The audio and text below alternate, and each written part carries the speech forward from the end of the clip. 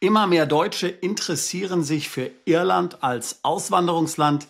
Ich habe selbst in Irland gewohnt und möchte dir in diesem Video die 7 wichtigsten Vorteile Irlands als Auswanderungsland vorstellen. Hier noch ein kurzer Hinweis in eigener Sache. Wir wollen in der zweiten Jahreshälfte 2025 eine Reise und ein Seminar in Irland organisieren. Dort wollen wir dir alles erklären, was du zum Thema Umzug nach Irland beachten musst. Steuerliche Themen, Non-Dom-Status, was ist in Deutschland steuerlich zu beachten, Wegzugsteuer, Entschrickungsbesteuerung und so weiter. Wie kriegt man dann den irischen Pass? Was ist hinsichtlich Homeschooling und generell dem Bildungssystem zu beachten? Gesundheitliche Vorsorge, Immobilienkauf etc. pp. Um all diese Dinge wird es in dem Seminar gehen. Wir werden das Ganze in der Gegend von Cork abhalten, also im Südosten Irlands. Ich habe selbst in dieser Gegend gewohnt. Ich denke, dass wir vor Oktober nicht dazukommen. Wenn du dich interessierst für diese Reise, für dieses Seminar, wo wir übrigens auch dann ein bisschen was Kulturelles machen werden und auch versuchen werden, einige Immobilien anzuschauen. Also, wenn du Interesse hast, dann trag dich jetzt auf unsere Warteliste ein. Link dazu packe ich hier in die Beschreibung dieses Videos. Trag dich einfach dort ein. Wir werden dich dann rechtzeitig informieren, sobald die Reise, das Seminar geplant ist und du dieses buchen kannst. Also nochmal, Oktober 2025 ist der wahrscheinliche Termin. 3 Tage in der Region Cork. Wir werden versuchen, irgendein typisches, schönes Hotel zu organisieren, vielleicht ein Schlosshotel oder ein Burghotel, wo man dann auch so richtig schön am Abend ums Feuer sitzen kann im Herbst. Das wird dann so richtig schön wildromantisch, wie man sich das so von Irland vorstellt. Also wenn du Interesse hast, dann trag dich jetzt in die Warteliste ein. Eine tolle Gelegenheit, andere Auswanderer kennenzulernen, Zeit zu verbringen mit Daniel und mir. Wir werden auch ein paar englischsprachige Kollegen mitbringen aus Irland, die dir dann Irland näher bringen können. Und du kannst gleich auch dann deine Englischkenntnisse verbessern. Wenn du die Iren verstehst, dann verstehst du so ziemlich jeden englischen Akzent. Also hier nun die 7 wichtigsten Vorteile für Auswanderer, die nach Irland umziehen. Erster Vorteil, die geografische Lage, und ich meine das vor allen Dingen jetzt von dem aktuellen geopolitischen Hintergrund, was so alles in der Welt passiert. Da ist man natürlich lieber, wenn es zu einem militärischen Konflikt hier zwischen der NATO und Russland kommt, in Irland als in Deutschland. Das ist ja völlig klar. Deutschland, das Schlachtfeld Europas, wird die logistische Drehscheibe, hier der Dreh- und Angelpunkt eines solchen Konfliktes sein, selbst wenn Deutschland überhaupt keine Interessen an diesem Krieg hätte. Wir sind dort voll involviert. Da bist du im Grunde genommen in jedem Land sicherer als in Deutschland. Irland hier sicherlich eine gute Wahl, weit ab, ganz im Westen. Da gibt's keine wichtige Infrastruktur. Ein Angriff wäre also ziemlich unwahrscheinlich. Irland ist außerdem neutral, wobei man auf diese Neutralität nicht zu viel geben sollte. Das habe ich ja schon mal in einem anderen Video erklärt. Trotz ihrer Hassliebe sind die Iren emotional stark mit den Briten verbunden. Im Zweiten Weltkrieg haben sehr viele irische junge Männer auf der Seite der Briten gekämpft, obwohl sie es nicht hätten müssen. Schlicht und ergreifend als Freiwillige. Wenn es hier zu einem Konflikt kommen würde und Großbritannien hier involviert wäre, kann man davon ausgehen, dass sich die Iren auf die Seite Großbritanniens schlagen. Man hat das jetzt ja auch im Konflikt Russland und Ukraine gesehen. Da waren die Iren ganz klar trotz ihrer Neutralität auf der Seite der Ukraine. Außerdem wird die Luftabwehr Irlands hier durch geheime Abkommen mit den Briten sichergestellt. Also das heißt, Neutralität ja, aber ich würde das Ganze nicht so 100%ig in Stein gemeißelt sehen. Aber dennoch, ganz klar, in Irland bist du ganz sicherlich sicherer als in Deutschland, wenn es zu einem solchen Konflikt kommt. Zweiter großer Vorteil natürlich die steuerliche Situation. Also die Steuern in Irland sind hoch, das ist ganz klar.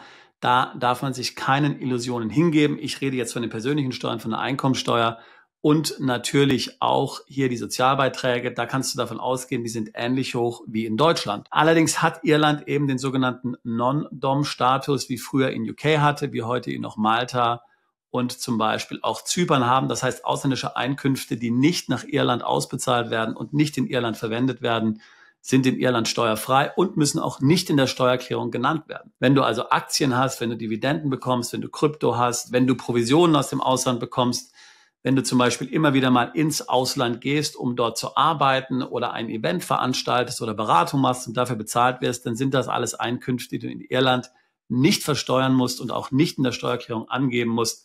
Und das anders als in anderen Ländern ohne zeitliche Begrenzung. Das heißt, du kannst jahrzehntelang in Irland leben und diese steuerliche Privileg weiter nutzen. Bisher ist uns nicht bekannt, dass dieses hier abgeschafft werden soll. Es ist ja schon lange in UK umstritten gewesen und schließlich abgeschafft worden 2024. In Irland hört man davon nichts. Bisher scheint es also dort weiter bestehen zu bleiben. Dritter großer Vorteil an Irland ist, dass Homeschooling erlaubt ist. Tatsächlich ziehen viele deutsche Familien nach Irland, weil sie dort ihre Kinder homeschoolen können, weil sie mit dem Schulsystem in Deutschland und dem, was den Kindern dort beigebracht wird, zwanghaft beigebracht wird, und man kann sich eben nicht davon befreien, nicht mehr einverstanden sind. In Irland ist Homeschooling in der Verfassung sogar hier verankert. Das heißt also, jeder, der Homeschooling machen will, kann es machen. Natürlich muss sich hier bei der Behörde registrieren, aber die Überwachung ist ehrlich gesagt ziemlich locker. Ich kenne einige Familien, die Homeschooling in Irland gemacht haben, die dort sehr positive Erfahrungen mit gemacht haben. Also wenn dich Homeschooling anspricht, dann ist Irland auf jeden Fall ein sehr interessantes Land für dich. Vierter großer Vorteil an Irland ist die irische Staatsbürgerschaft. Wie überall in der EU kannst du die Staatsbürgerschaft in Irland relativ einfach erwerben, indem du dort einfach einige Jahre lebst. Und wenn du mit Familie nach Irland umziehst, also mit Kindern, dann ist das ja fast automatisch sowieso schon gegeben. Du kannst ja mit Kindern hier nicht so ohne weiteres durch die Welt ziehen. Also ich weiß, das geht natürlich schon und ich bewundere dich, wenn du das schaffst, aber die meisten würden sagen, okay, mit Kindern, da muss ich mich hier in einem Land aufhalten, da bin ich jetzt mal örtlich gebunden. Und wenn du deswegen also in Irland dich aufhältst und dort einige Jahre lebst, dann kannst du dort ganz einfach die irische Staatsbürgerschaft beantragen. Und jetzt kommt der eigentliche Clou. Mit dem irischen Pass kannst du dann auch auf den anderen britischen Inseln leben, inklusive dem UK. Ja, das heißt also UK, also England, Schottland, Wales und Nordirland. Nordirland gehört ja zum UK dazu. Ebenso aber auf den umliegenden Inseln Jersey, Guernsey, Sark oder eben auch die Isle of Man. Einige von diesen Inseln haben sehr interessante Steuervorteile. Ich weiß, dass viele Mandanten daran interessiert sind, in UK zu leben. UK und Irland haben eben so eine Art Schengen, eine Art kleine Schengen. Das heißt also, mit dem irischen Pass kannst du auf all diesen Inseln leben und mit dem englischen Pass natürlich genauso. Also jeder, der sich zum Beispiel im Rahmen eines Plan B damit befassen will, hier eine zweite Staatsbürgerschaft anzunehmen, möglicherweise auch eine Staatsbürgerschaft, wo man dann wirklich sagen kann, okay, wenn ich die habe, kann ich ja eigentlich die deutsche Staatsbürgerschaft aufgeben, weil anders als irgendwelche karibischen Staatsbürgerschaften ist die irische natürlich absolut gleichwertig. Ja, also wenn du das wolltest, könntest du das machen. Und du kannst eben dann auch in UK leben, was für viele natürlich auch ein Plus ist, denn UK ist ja bekanntlich auch nicht in der EU. Also auch hier der irische Pass, die irische Staatsbürgerschaft kannst du beantragen. Ein großer Vorteil. Der fünfte Vorteil Irlands ist, dass es trotz seiner relativ geringen Größe ein sehr wichtiger Business-Hub ist. Du weißt wahrscheinlich, viele amerikanische Konzerne im Tech-Bereich, Google, Microsoft, Facebook, haben dort ihre EMEA-Headquarters, also das ganze Business, das außerhalb der USA gemacht wird, dieser Tech-Konzerne, befindet sich in Irland. Apple natürlich gehört auch dazu. Das heißt, dort ist wahnsinnig viel Business und Networking, was dort läuft. Irland ist sehr wichtig hier für die internationalen geschäftlichen Beziehungen. Das heißt, wenn du in dem Bereich tätig bist und hier auf Kontakte angewiesen bist, dann wirst du es in Irland sehr einfach haben. Da sind die Wege kurz. Dublin ist eine relativ kleine Stadt. Dort sind die Wege kurz. Du kannst hier die wichtigsten Leute treffen. Besonders natürlich die Connection zu den USA ist extrem gut. Das heißt, du kannst dich hier tatsächlich hervorragend vernetzen, wenn du hier internationales Business machen willst. Irland hat ja auch eine gute Reputation. Wenn du zum Beispiel im Tech-Bereich jetzt tätig bist, könntest du eine Firma in Irland gründen. Mit dieser Firma kannst du dann auch glaubwürdig bei Kunden aus dem deutschsprachigen Raum auftreten, was ja manchmal so bei Malta und Zypern nicht immer gegeben ist. Da fehlt so ein bisschen die Glaubwürdigkeit. Aber bei einer irischen Firma ist die Glaubwürdigkeit 100%ig gegeben. Das heißt also, wer im Businessbereich tätig ist, wer glaubwürdig sein will, wer hier auf Networking angewiesen ist, gerade im Tech-Sektor, für den ist Irland sicherlich eine hervorragende Wahl. Der sechste Vorteil Irlands sind die natürlichen Ressourcen und hier meine ich jetzt im spezifischen Nahrungsmittel. Erdöl und sowas gibt's natürlich alles in Irland nicht, Bergbau etc. Aber an Nahrungsmitteln wirst du hier eine fantastische Qualität finden. hervorragende Bioprodukte zum Beispiel. Es gibt natürlich hier sehr viel Regen. Das Klima ist mild. Ich meine, wir nehmen Irland als kalt wahr. Tatsächlich ist aber Irland nicht kalt. Die Winter sind ziemlich milde. Es friert relativ selten. Die Sommer sind ebenfalls ziemlich milde. Viel Sonnenschein gibt es nicht. Wärmer als 25 Grad wird es meistens nicht werden. Aber das ist natürlich für die Landwirtschaft hervorragend. Du findest dort nicht nur ganz tolles Obst und Gemüse, sondern auch natürlich hervorragende Fleischprodukte, ganz hervorragende Meeresfrüchte. Also wenn dir die Ernährung wichtig ist und gerade im Rahmen eines Plan B, kann das ja sehr wichtig sein. Und du willst im Grunde genommen lokale Produkte, die hier nach Biostandards lokal letztlich hier angebaut wurden, dann ist Irland sicherlich eine gute Destination. Dort hast du eine sehr große Auswahl an hervorragenden Nahrungsmitteln bester Qualität. Mir ist natürlich schon klar, dass die irische Küche wie auch die britische Küche eigentlich keinen sehr guten Ruf hat. Aber mit Sicherheit liegt es nicht an den Zutaten, denn die sind tatsächlich hier von hervorragender Qualität. Ich muss sagen, es gibt immer mehr ausgezeichnete Restaurants, auch immer mehr hier Restaurants, die einen Michelin-Stern haben. Also hier tut sich einiges, meiner Meinung nach, eine ganz beeindruckende Küche, die da in Irland zu finden ist. So, und Vorteil Nummer 7 Irlands ist die internationale Anbindung. Du musst dir vorstellen, Irland ist eine kleine Insel. Du kannst mit einem Auto innerhalb von 4 Stunden überall sein. Nehmen wir mal an, du wohnst zum Beispiel in Cork, dann fährst du über die Autobahn nach Dublin 2,5 Stunden. Und Dublin ist nun exzellent zu erreichen, ein Flughafen, der sehr gut connected ist weltweit. Das ist natürlich auch für die Iren wichtig als kleines Land und eben auch als Tech-Hub extrem wichtig. Das heißt, Aer Lingus, die staatliche Airline, ist tatsächlich sehr daran interessiert, hier Irland möglichst breit anzumelden. Ein ganz toller Service ist zum Beispiel, dass du in Irland, also in Dublin, hier die Immigration für die USA schon im Flughafen in Dublin machst. Das heißt, die Passkontrolle für die USA findet in Dublin statt.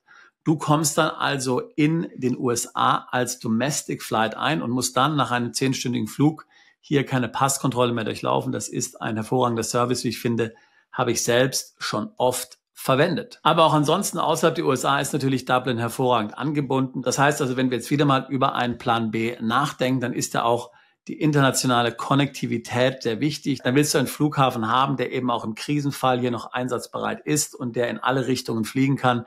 Das ist sicherlich hier in Irland gegeben. So, das waren sie nun, die 7 wichtigsten Vorteile Irlands für Auswanderer aus Deutschland, Österreich und der Schweiz. Wie gesagt, ich habe selbst in Irland gewohnt mit meinen Kindern.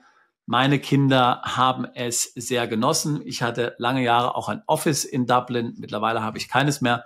Aber ich kann Irland jedem nur empfehlen, insbesondere auch mit Kindern als Familie, eine sehr gute Erfahrung. Ob du Homeschooling machen willst oder nicht, das spielt letztlich keine Rolle. Auch die Schulen meiner Meinung nach sind in Irland sehr gut. Das hätte ich jetzt auch noch hier als 8. Punkt in die Liste mit aufnehmen können. Meine Kinder und ich, wir waren dort als Familie sehr glücklich. Wir wären gerne noch länger dort geblieben, aber es hat sich dann eben so nicht ergeben. Also wenn du darüber nachdenkst, nach Irland umzuziehen mit deiner Familie, dann kann ich es dir nur empfehlen. Der eine große Nachteil, der ist ja sowieso schon bekannt, das ist das Wetter. Es regnet natürlich tatsächlich jeden Tag in Irland. Und mittlerweile sind Immobilien wieder ziemlich teuer geworden. Aber wenn du dich damit arrangieren kannst, dann ist das eine tolle Erfahrung, die ich jedem nur empfehlen kann. Wenn auch du dich für einen Umzug nach Irland interessierst, dann würde ich mich freuen, mit dir ein Beratungsgespräch zu führen. Link dazu packe ich hier in die Beschreibung dieses Videos mit hinein. Wir tun seit fast 20 Jahren nichts anderes, als Mandanten genau bei solchen Fragen zu beraten. Wegzug ins Ausland, Steueroptimierung im Ausland, Vermögen schützen, neues Vermögen steuergünstig aufzubauen. Ich würde mich freuen, auch dich alsbald zu unserer Mandantschaft zählen zu können. Bist du Unternehmer, Freiberufler oder Investor? Zieht es dich schon lange ins Ausland? Mach heute den ersten konkreten Schritt in eine Zukunft mit mehr Geld und mehr Freiheit. Buche ein Beratungsgespräch mit Sebastian und seinen Kollegen. Unsere Kanzlei unterstützt Mandanten wie dich dabei, deine Steuerlast legal zu reduzieren, Vermögen aufzubauen und zu schützen und deine persönliche Freiheit zu maximieren. Profitiere jetzt von unserem Fachwissen und unserem Netzwerk. Gehe zu mandatierung.com und werde Mandant unserer Kanzlei.